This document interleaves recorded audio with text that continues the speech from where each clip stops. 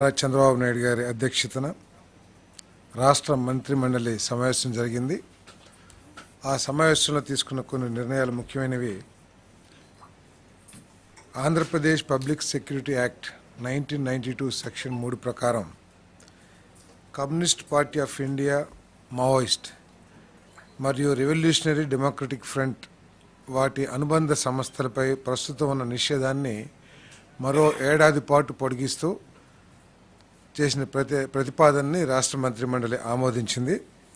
దీనికి కారణం ఏంటంటే వామపక్ష భావజాలాన్ని ప్రచారం చేస్తూ ఘర్షణ వాతావరణాన్ని తెరదీయటం, రాష్ట్ర ప్రభుత్వ కార్యక్రమాలకి వ్యతిరేక ప్రచారం చేయటం, అదేవిధంగా ప్రభుత్వ ప్రైవేట్ ఆస్తులకి నష్టం కలిగించటం, కొన్ని శాంతి భద్రతలకి విఘాతం కలిగించే పరిస్థితులు ఉండటం మూలంగా వీటి మీద ఉన్న ఇప్పటికీ ఉన్న నిషేధాన్ని మరొక సంవత్సరం పొడిగించడం జరిగిందని చెప్పేసి పొడిగిస్తూ నిర్ణయం తీసుకోవడం జరిగిందని చెప్పేసి మనం చేస్తాను. 2, పశుసంవర్ధక శాఖకు సంబంధించి 18/8/2021 తేదీన జారీ చేసిన జీవో నెంబర్ 217 మరియు ఫిషరీస్ డిపార్ట్మెంట్కి సంబంధించిన జీవో 144 డేటెడ్ 8/9/2020 రద్దు కోసం చేసిన ప్రతిపాదనని రాష్ట్ర మంత్రిమండలి ఆమోదించడం జరిగిందని చెప్పేసి మనం చేస్తాను.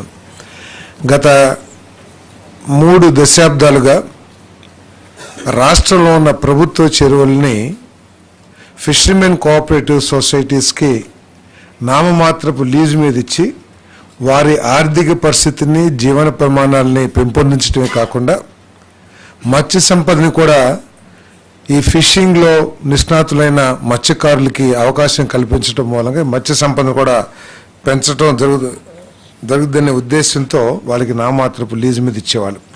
కానీ గత ప్రభుత్వం ఈ 2 జీవోలను ఇచ్చి నెల్లూరు జిల్లాలో దాదాపు 25,360 హెక్టార్లలో ఉన్న రిజర్వాయర్స్ కానివ్వండి, చెరువులు కానివ్వండి, వాటిని పబ్లిక్ ఆక్షన్స్కి అనుమతిస్తూ జీవోలు ఇచ్చి ఈ పేద మత్స్యకారులకి తీవ్ర నష్టం చేసిందని చెప్పేసి మనం చేస్తామని నేను. దాని మూలంగా మత్స్యకార సంఘాలు, ప్రజా సంఘాలు కోర్టులకు వెళ్ళటం ఇవన్నీ కూడా జరగడం జరిగింది. మరి కాబట్టి ఇప్పుడు ఆ జీవోలను రద్దు చేసి మళ్ళీ ఫిషర్మెన్ కోఆపరేటివ్ సొసైటీస్కి ఇంతకు ముందున్న విధానం ప్రకారం ఇవ్వటమే కాకుండా ఫిషరీస్ డిపార్ట్మెంట్ని ఒక కాంప్రహెన్సివ్ స్టడీ చేసి ఏ విధంగా మత్స్య సంపదని పెంపొందించాలి. ఎందుకంటే ఇటీవల కొన్ని సందర్భాల్లో మిడిల్ మ్యాన్ వచ్చి లేకపోతే కొంతమంది వ్యాపారస్తులు వచ్చి మత్స్యకారులకి నష్టం కలిగించే విధంగా ఒక ఇల్లీగల్ అగ్రిమెంట్స్ చేసుకుంటూ చెరువుల్ని వాళ్ళు తీసుకుంటున్నారనే విషయం ప్రభుత్వం దృష్టికి వచ్చిన సందర్భంలో ముఖ్యమంత్రి గారు ఫిషరీస్ డిపార్ట్మెంట్ని ఏ విధంగా ఈ చెరువుల ద్వారా మత్స్య సంపదని పెంపొందించడమే కాకుండా నేరుగా మత్స్యకారులకి మత్స్యకారుల ఆర్థిక పరిస్థితి పెరిగే విధంగా ఏ విధంగా చేయాలి, ఈ మత్స్య సంపదన పెంపుదలలో ఏ విధంగా టెక్నాలజీ వాడాలి, వీటన్నిటి మీద కూడా సమగ్రంగా స్టడీ చేసి ఒక రిపోర్ట్ కూడా నెక్స్ట్ టైం క్యాబినెట్కి ఇవ్వమని చెప్పేసి కూడా చెప్పడం జరిగింది. దీంతో 27 మత్స్యకార సంఘాలు మేలు కల్పించాలని పైన పేర్కొన్న 11 కేసులను పరిష్కరించాలనే సదుద్దేశంతో సంబంధిత జీవోల్ని రద్దు చేయడం జరిగింది. దీని యొక్క ఉద్దేశం ఏంటంటే రాష్ట్రంలో ఉన్న కొన్ని లక్షలాది మంది మత్స్యకారులకి మేలు జరగాలనేది ఈ ప్రభుత్వం యొక్క లక్ష్యం. ఏదైతే వనరులు ఉన్నాయో, జలవనరులు, ప్రభుత్వానికి సంబంధించిన జలవనరులు ఉన్నాయో వాటి ద్వారా ఈ మత్స్యకారుల జీవన ప్రమాణాలు పెంచాలి, అదేవిధంగా మత్స్య సంపద కూడా పెంచాలి అనేది లక్ష్యంగా ఈ జీవోల్ని రద్దు చేయడం జరిగిందని చెప్పేసి మనం చేస్తాను. అంతేకాకుండా నెక్స్ట్ దేశంలో ఫెర్టిలిటీ రేటు తగ్గిపోతుందని చెప్పేసి చాలా స్టడీస్ తెలియజేస్తూ ఉన్నాయి. ప్రపంచంలో స్టడీస్ని కంపేర్ చేస్తే ఆంధ్రప్రదేశ్లో సంతానోత్పత్తి సామర్థ్యం, జాతీయ సంతానోత్పత్తి సామర్థ్యం రేటు 2.1గా ఉంటే ఆంధ్రప్రదేశ్లో అది కేవలం 1.5గా ఉంది. ఇంకా ప్రపంచ దేశాలతో కూడా కంపేర్ చేస్తే ఆంధ్రప్రదేశ్ సంతానోత్పత్తి సామర్థ్యం రేటు చాలా తక్కువగా ఉన్న పరిస్థితుల్లో ఈ డెమోగ్రఫీ మేనేజ్మెంట్ చేయాల్సిన పరిస్థితులు కనపడతా ఉన్నాయి. అంతేకాకుండా ప్రస్తుతం లెక్కల ప్రకారం మన రాష్ట్రంలో పురుషుల యావరేజ్ వయసు 32.5 ఉంటే 2047కి 40 ఏళ్ళు కానుందని చెప్పేసి కూడా కొన్ని స్టడీస్ చెప్తున్నాయి. అంటే రాబోయే సంవత్సరాల్లో యువకుల జనాభా తగ్గి పెద్ద వయసు వాళ్ళ జనాభా పెరిగిపోయే పరిస్థితులు కనపడతా ఉన్నాయి. ఇప్పుడు కొన్ని దేశాలైతే ఓల్డ్ ఏజ్ హోమ్స్గా కూడా మారిపోయే పరిస్థితులు కనపడతా ఉన్నాయి. కొన్ని పాశ్చాత్య దేశాల్లో ఇప్పుడు చూసుకున్నట్లయితే ఏజ్ 50-60 ఏజ్ ఉన్న వాళ్ళు ఎక్కువ జనాభా ఉంది. అదే ప్రస్తుతం మన దేశంలో చూసుకుంటే యంగ్ జనాభా ఎక్కువగా ఉంది. ఈ సమతుల్యం తగ్గుతుంది అనే పరిస్థితుల్లో, అంతేకాకుండా మన రాష్ట్రంలో ప్రత్యేకంగా ఈ సంతానోత్పత్తి రేటు తగ్గుతుందనే పరిస్థితులన్నింటినీ కూడా చర్చించడం జరిగింది. అంతేకాకుండా దీని మీద ఎక్కువగా డిస్కషన్ కూడా జరగాల్సిన అవసరం ఉందని చెప్పేసి కూడా మరి క్యాబినెట్లో చర్చించడం జరిగింది. దీన్ని దృష్టిలో పెట్టుకొని ఇంతకుముందు మున్సిపల్ పురపాలక పరిపాలన మరియు పట్టణాభివృద్ధి శాఖలో ఉన్న 2 పిల్లలకి మించి ఉన్నవారు మున్సిపల్ కార్పొరేషన్ మరియు మున్సిపాలిటీ ఎన్నికల్లో పోటీ చేయటం మరియు సభ్యులుగా కొనసాగడాన్ని నిషేధిస్తూ ఆంధ్రప్రదేశ్ మున్సిపల్ కార్పొరేషన్ చట్టం 1955 మరియు ఆంధ్రప్రదేశ్ మున్సిపాలిటీ చట్టం 1965లో చేసిన చట్ట సవరణల రద్దు కోసం ఏదైతే ప్రతిపాదన చేశారో దాన్ని రాష్ట్ర మంత్రిమండలి ఆమోదించిందని చెప్పేసి మనం చేస్తా ఉన్నాను. అదేవిధంగా పంచాయతీరాజ్ మరియు గ్రామీణాభివృద్ధి శాఖలో కూడా ఇటువంటి చట్టమే ఉంది. 2 పిల్లలకు మించి ఉన్నవారు పంచాయతీ ఎన్నికల్లో పోటీ చేయటం మరియు సభ్యులను అనర్హులుగా ప్రకటిస్తూ ఆంధ్రప్రదేశ్ పంచాయతీరాజ్ చట్టం 1994లోని సెక్షన్ 19కు చేసిన సవరణను రద్దు చేసేందుకు చేసిన ప్రతిపాదనని మంత్రిమండలి ఆమోదించడం జరిగింది. ఎందుకంటే 1980, 1990 ఆ డికేట్స్లో జనాభా పెరిగిపోతుందనే ఉద్దేశంతో కానివ్వండి, లేకపోతే వనరుల డిస్ట్రిబ్యూషన్లో ఉన్న సమస్యలు కానివ్వండి, వీటన్నిటిని దృష్టిలో పెట్టుకుని ఆ రోజు 2 కంటే ఎక్కువ మంది ఉంటే జిల్లా పరిషత్లో లోకల్ బాడీస్లో పోటీ చేసేదానికి అనర్హత వచ్చే విధంగా చట్టాన్ని సవరించడం జరిగింది. మరి ఈరోజు 30 ఏళ్ల పాటు అమలుపరిచిన ప్రభుత్వం సంతానోత్పత్తి రేటు, పనిచేయగల సామర్థ్యం ఉన్న జనాభా గణనీయంగా తగ్గుతున్న నేపథ్యంలో పిల్లల సంఖ్యపై నిషేధం అనవసరమని భావిస్తూ పంచాయతీరాజ్ గ్రామీణాభివృద్ధి శాఖ ప్రతిపాదన చేసిన ఈ సవరణకు మంత్రిమండలి ఆమోదం తెలియజేసింది. తర్వాత ఫేజ్ 1 కింద నేషనల్ మెడికల్ కమిషన్ నిబంధనలకు అనుగుణంగా విజయనగరం, రాజమహేంద్రవరం, ఏలూరు, మచిలీపట్నం, నంద్యాలలో 150 సీట్లతో నిర్మించిన నూతన వైద్య కళాశాలలకు సంబంధించి గతంలో మంజూరైన పోస్టులకు అదనంగా 380 పోస్టులు భర్తీ చేపట్టాలన్న ప్రతిపాదనను కూడా మంత్రిమండలి ఆమోదించిందని చెప్పేసి తెలియజేస్తాను. ఫేజ్ 2 కింద పాడేరు, మార్కాపూర్, పులివెందుల, ఆదోని మరియు మదనపల్లిలో నిర్మించిన నూతన వైద్య కళాశాలలో 24-25 విద్యా సంవత్సరంకు సంబంధించి 100 సీట్లతో మొదటి సంవత్సరం ఎంబీబీఎస్ కోర్సును ప్రారంభించడానికి అనుమతి కోరుతూ చేసిన ప్రతిపాదన కూడా క్యాబినెట్ ఆమోదించిందని చెప్పేసి మనం చేస్తాను. నేషనల్ మెడికల్ కమిషన్ నూతన నిబంధనల అవసరాలకు అనుగుణంగా నిర్ణయం తీసుకోవడం జరిగింది. ఈ సందర్భంగా గుజరాత్లో ఉన్న పీపీపీ మోడల్ను అధ్యయనం చేయాల్సిందిగా కూడా ముఖ్యమంత్రి గారు సంబంధిత శాఖ అధికారులని, మంత్రి గారిని కూడా ఆదేశించడం జరిగిందని చెప్పేసి మనం చేస్తాను.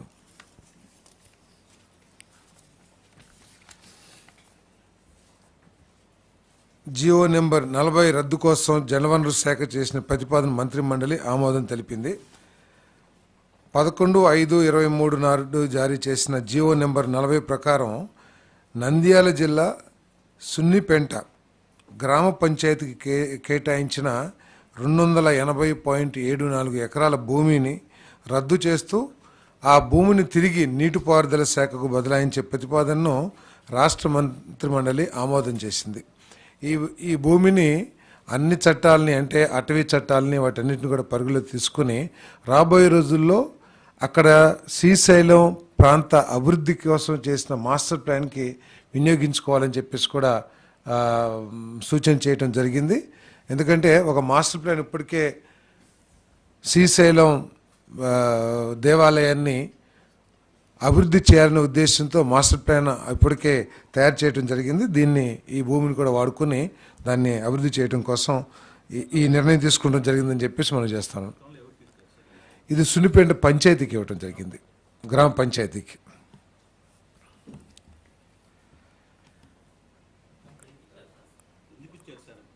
ఏమండి, పంచాయతీకి వాడుకోవటానికి ఇచ్చారు, కొంత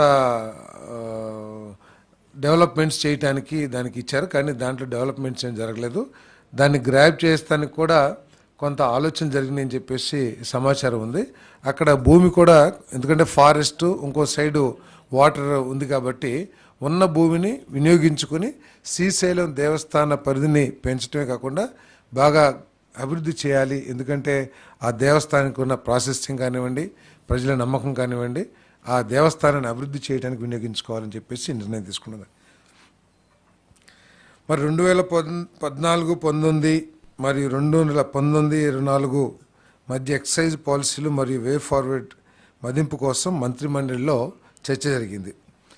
2014-19తో పోలిస్తే ప్రస్తుత పాలసీ ఫ్రేమ్వర్క్ లోపభూయిష్టంగా పారదర్శకంగా లేకుండా ఉండటం, అంతేకాకుండా పర్యవేక్షణలో కూడా అనేక విఫలమైన పునర్నిర్మాణం, నేరాలు మరియు ఆదాయ నష్టాలు పెరుగుదలకు దారితీశాయి. రానున్న నెల రోజుల్లో ఎక్సైజ్ శాఖను మెరుగైన పర్యవేక్షణ మరియు నియంత్రణకై ఏకీకృత పరిపాలన విధానం కిందకు తెచ్చేందుకు ఎక్సైజ్ శాఖను పునర్నిర్మించేందుకు ప్రతిపాదించడం జరిగింది. మద్యం రిటైల్ అమ్మకాలు, ప్రొక్యూర్మెంట్, క్వాలిటీ కంట్రోల్, ధరల నిర్ధారణకు విధానాలకు సంబంధించి ఇతర రాష్ట్రాలు, ముఖ్యంగా వేరే రాష్ట్రాల్లో ఎక్కడైతే మెరుగైన పాలసీలు ఉన్నాయో వాటి మీద స్టడీ చేయమని చెప్పేసి కూడా మరి మన ఆదేశించడం జరిగింది. దానికి సంబంధించి అధికారులందరూ కూడా వివిధ రాష్ట్రాల్లో పర్యటించి ఏ రాష్ట్రంలో అయితే మెరుగైన పాలసీ ఉందో ఆ పాలసీని అడాప్ట్ చేయాలని చెప్పేసి కూడా ఆలోచన చేయడం జరిగింది. అంతేకాకుండా గత ప్రభుత్వం చేసిన సరఫరా చేసిన బ్రాండ్స్ కానివ్వండి, వాటన్నిటి మూలంగా ప్రజల ఆరోగ్యం దెబ్బతిందని, అదే లివరు, కిడ్నీస్ ఇవన్నీ కూడా దెబ్బతినాయి అని చెప్పేసి కొన్ని సర్వేస్ కానివ్వండి, మరి కొన్ని స్టడీస్ కానివ్వండి చాలా క్లియర్గా తెలియజేస్తూ ఉన్నాయి. దాన్ని దృష్టిలో పెట్టుకొని క్వాలిటీ మీద ప్రత్యేక పర్యవేక్షణ ఉండే విధంగా దేశంలో ఉన్న మెరుగైన బ్రాండ్స్ అన్నీ కూడా, ఎందుకంటే ఆరోగ్యానికి అత్యంత ప్రాధాన్యతనిచ్చి అన్ని టెస్టులు కూడా కండక్ట్ చేసి మెరుగైన బ్రాండ్స్ని తీసుకురావాలని చెప్పేసి సూచించడం జరిగింది. మరి సెప్టెంబర్ 5, 24 నాటికి ఆమోదం ప్రక్రియను పూర్తి చేసి 1 అక్టోబర్ 2024 నుండి కొత్త మద్యం విధానం అమల్లోకి వస్తుందని చెప్పేసి మనం చేస్తాను.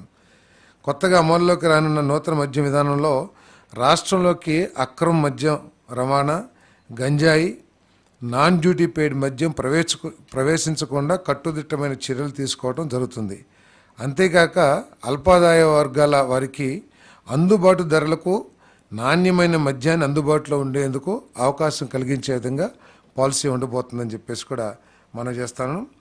మరి అదేవిధంగా గత ప్రభుత్వం ఫెయిల్యూర్ మూలంగా గత ప్రభుత్వం అనుసరించిన మరి లోపభూయిష్టమైన ఎక్సైజ్ పాలసీ మూలంగా ఐఎంఎఫ్ఎల్ మద్యం అమ్మకాలు 232 లక్షల కేసులకు, బీరు అమ్మకాలు 436 లక్షల కేసులకు పడిపోవడంతో రాష్ట్ర ప్రభుత్వానికి 2019-24లో మధ్యన 18,860 కోట్ల నష్టం వాటిల్లింది.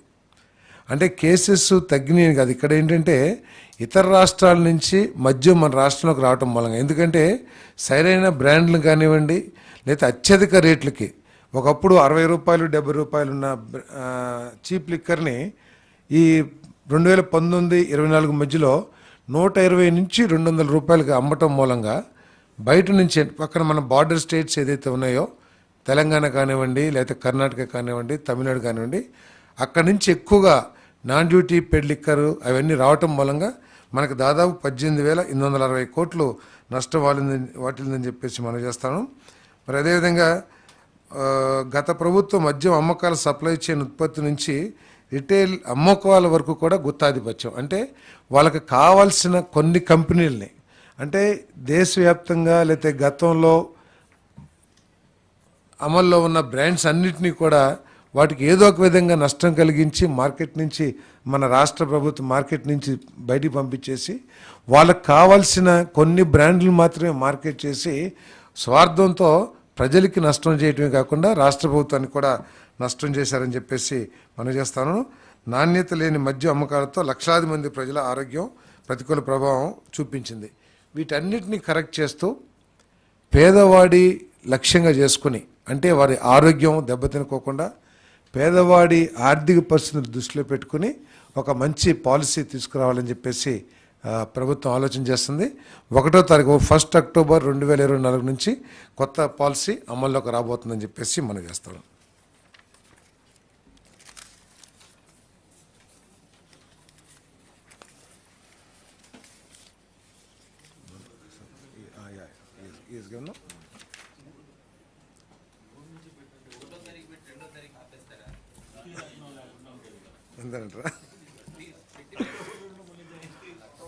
అంటే పాలసీ అనౌన్స్ చేసినా కూడా అమలు 5వ తారీఖు నుంచి అట్లా చూసి చేస్తాం. ముందు అమలు అనౌన్స్ చేస్తాం.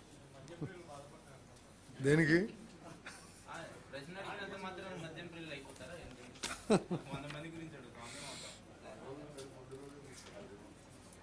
ఇప్పుడు ల్యాండ్స్కి సంబంధించి మీ అందరు చూస్తూనే ఉన్నారు.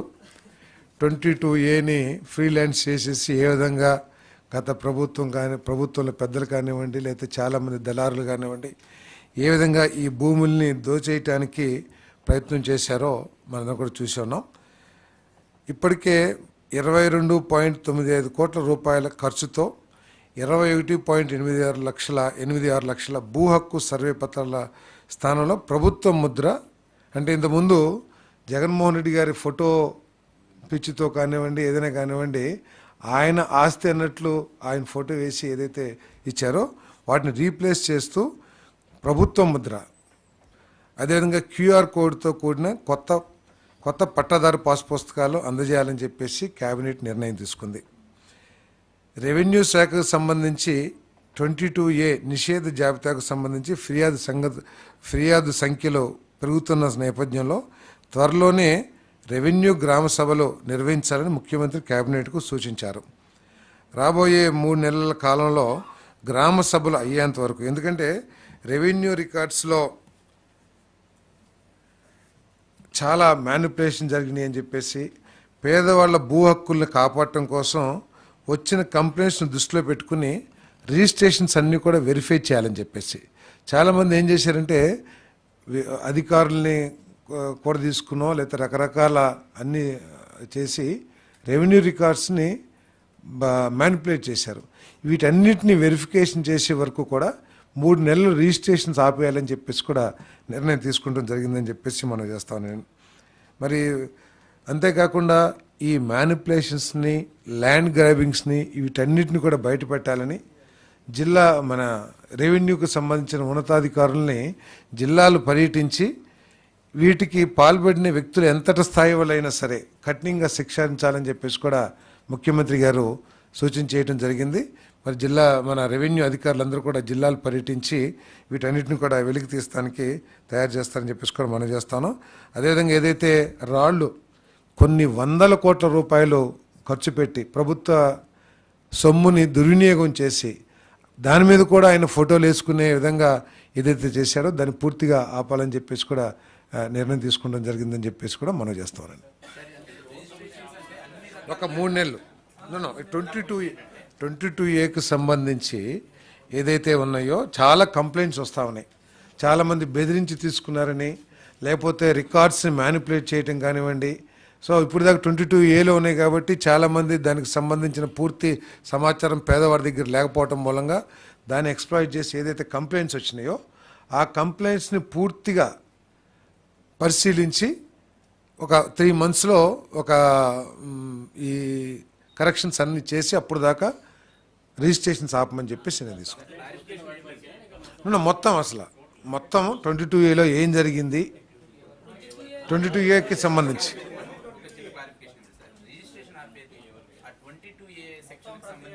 22A ఏదైతే అసైన్మెంట్ భూములు ఉన్నాయో ఫ్రీ హోల్డ్స్గా మార్చేసి 13 lakhs acres దాకా ఉన్నాయి మొత్తం.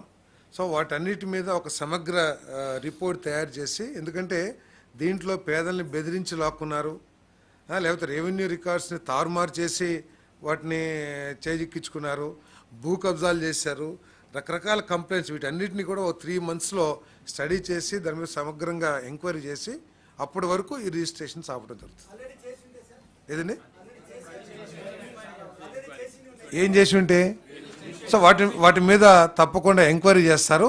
ఎవరైనా వాళ్ళు వచ్చి ఓనర్స్ కంప్లైంట్ చేసి మమ్మల్ని బెదిరించి తీసుకున్నారు, దాని మీద కూడా చట్టపరంగా ఎటువంటి చర్యలు తీసుకోవాలో తీసుకుంటారు. 25,000 ఎకరాలు జరిగింది ఇప్పుడు దాకా రిజిస్ట్రేషన్ జరిగినాయి. సో ఫర్దర్గా కూడా జరగకోకుండా ఇవన్నీ కూడా ఎంక్వైరీ చేస్తాం.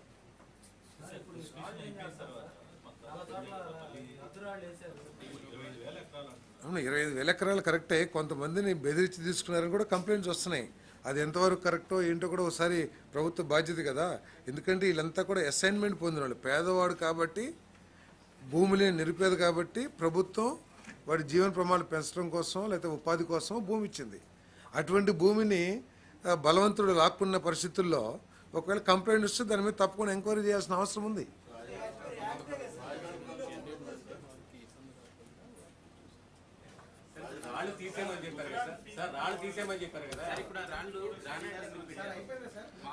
అంటే ఖాళీగా ఉన్న రాళ్ళ మీద తీసేస్తారని అంటారు. ఖాళీగా ఇంకా పెగ్గింగ్ చేయని రాళ్ళు ఉన్నాయి కదా, వాటిల్ని వాడరని చెప్తారు. ఆ ప్రభుత్వం నిర్ణయించుకోవాలి.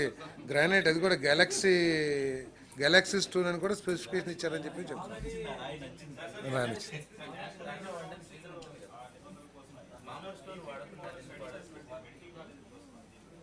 మెడికల్ కాలేజెస్ చాలామంది కాంట్రాక్టర్లు ఆ రోజు టెండర్లో పార్టిసిపేట్ చేసి ఇది ఉంటాయి కావాలంటే లిస్ట్ కావాలంటే ఇస్తాం. ఎవరెవరు సప్లై చేశారో మీరు అడిగారు కాబట్టి తప్పకుండా తర్వాత ఇస్తాం. అంటే గవర్నమెంట్లో లేము, ఎమ్మెల్యేగా ఉన్నాం.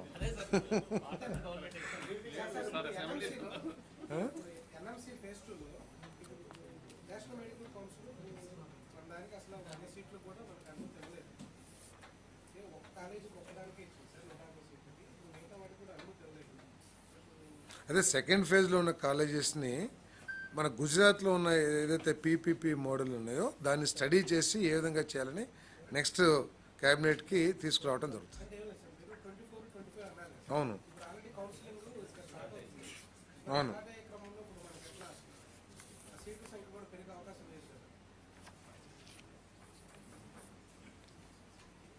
24-25కి 100 seatsతో స్టార్ట్ చేస్తావు. 24-25లో నువ్వు ఇచ్చిన వాటిలో 24-25 స్టార్ట్ చేస్తాం.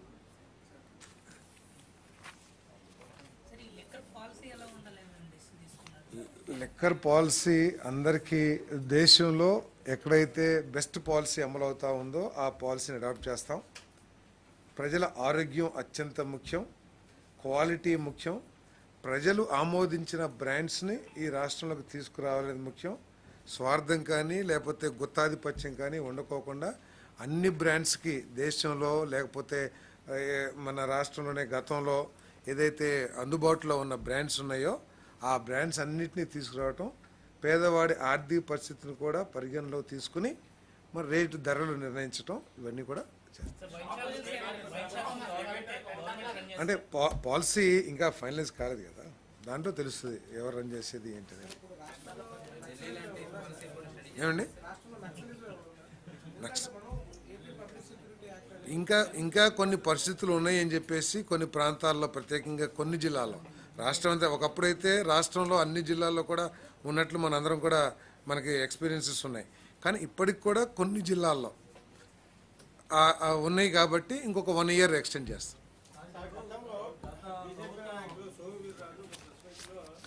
ప్రభుత్వం అధికారంలోకి వస్తే 50 రూపాయలకే మద్యం బాటిల్ ఇస్తామన్నారు. ఇప్పుడు మీ ప్రభుత్వం వాళ్ళ ప్రభుత్వం కలిసి వచ్చింది కదా, ఏమన్నా ఆ రేంజ్లో ఉంటుంది? అదే దాంట్లో పాలసీలు డిసైడ్ చేస్తాం.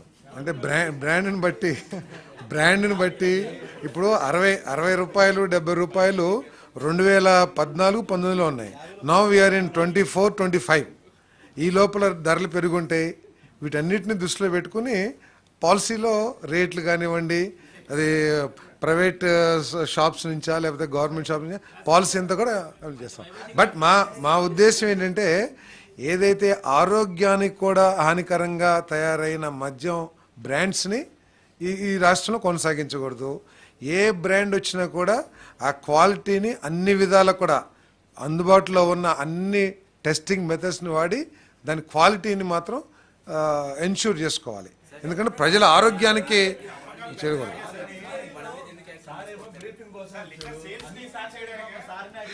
పర్వాలేదు చెప్దాం. అదే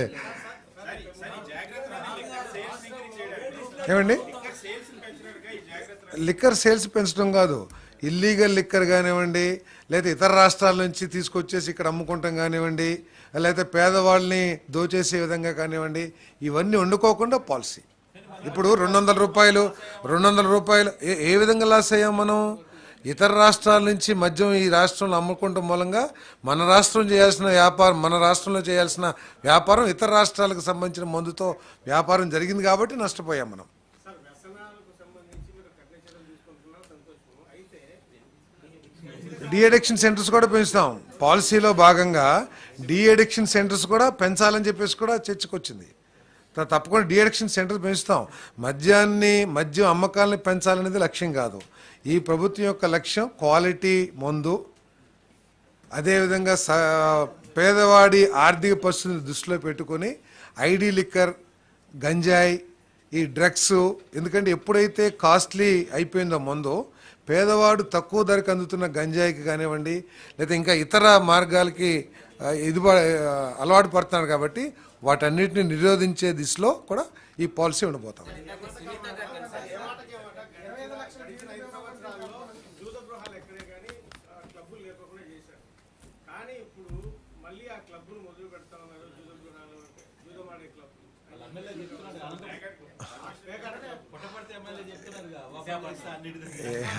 దాని విషయంగా అంటే కొన్ని కోర్టు ఉత్తర్వులు కూడా ఉన్నాయి క్లబ్స్ని ఓపెన్ చేయమని చెప్పేసి. కొన్ని చట్టపరంగా ఆడుకునే ఆటలు కూడా ఉన్నాయి. సో కోర్టు ఉత్తర్వుల ప్రకారం ఎక్కడ ఓపెన్ చేయాల్సి వస్తే ఓపెన్ చేస్తారేమో, అంతేగాని జూద గృహాలను అయితే ఓపెన్ చేయం.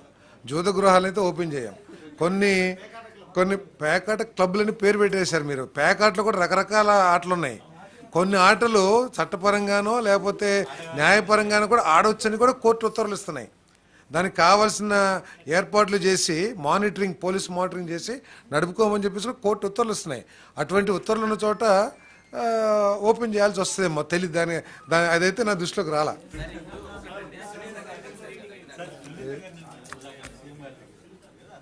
ఏ సునీత గారు పట్టాల్సి వైఎస్ సునీత గారా? సారీ, నేను చూడలేదు, నాకు తెలియదు.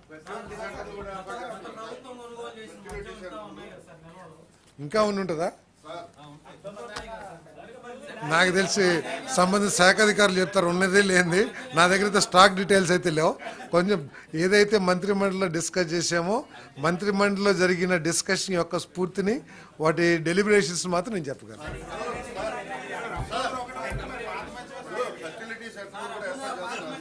ఏమండి, దాని గురించి చర్చించేలా, కానీ ఫెర్టిలిటీ రేటు తగ్గిపోతుంది అనేది మాత్రం అర్థం చేసుకోవాల్సిన విషయం. ఇదేదో దాచుకోవాల్సిన విషయం కాదు.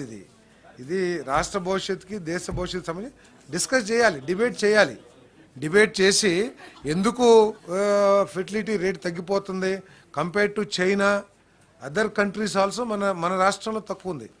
సో రాబోయే రోజుల్లో ఇది ఒక డెమోగ్రఫిక్ ఇంబ్యాలెన్స్ కూడా దారితీసే అవకాశం ఉంది కాబట్టి స్టడీ చేయమంటున్నాం.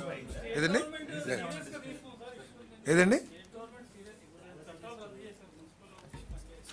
వాళ్ళు ఎన్నికల్లో తప్పకుండా దాని అంతా హెల్త్ పాయింట్ ఆఫ్ వ్యూలో కూడా దాన్ని స్టడీ చేయాల్సిన అవసరం ఉంది. మన కల్చర్ కానివ్వండి, లేకపోతే మన ఫ్యామిలీ సిస్టమ్స్ కానివ్వండి, వీటన్నిటిని కూడా మనం డీటెయిల్గా డిస్కస్ చేయాల్సిన అవసరం ఉంది. ఎందుకంటే ఈరోజు మన స్ట్రెంగ్త్ ఏంటి? వీ హ్యావ్ యంగెస్ట్ పాపులేషన్ ఎక్కువగా ఉన్న దేశాల్లో మన దేశం నెంబర్ 1 స్థానంలో ఉంటుంది. ఇప్పుడు చాలా దేశాలు ఓల్డ్ ఏజ్ హోమ్స్గా మారిపోయినాయి. జపాన్ కానివ్వండి, చాలా దేశాల్లో ఎక్కువ majority of the population 50-60 years వాళ్ళు ఉన్నారు. మన దగ్గర majority of population 25 to 40 years వాళ్ళు ఉన్నారు. కాబట్టి ఇది డెమోగ్రఫిక్ ఇంబ్యాలెన్స్కి స్టడీస్ చెప్తున్నాయి. సో సర్వేస్ చెప్తున్నాయి కాబట్టి దీని గురించి ఒక ఆలోచన చేయాలి. దాంట్లో భాగంగా మేము ఈ చట్టాలను రద్దు చేసాం. ఏది ఏముంది చెప్పండి, మీరు గుర్తు చేయండి.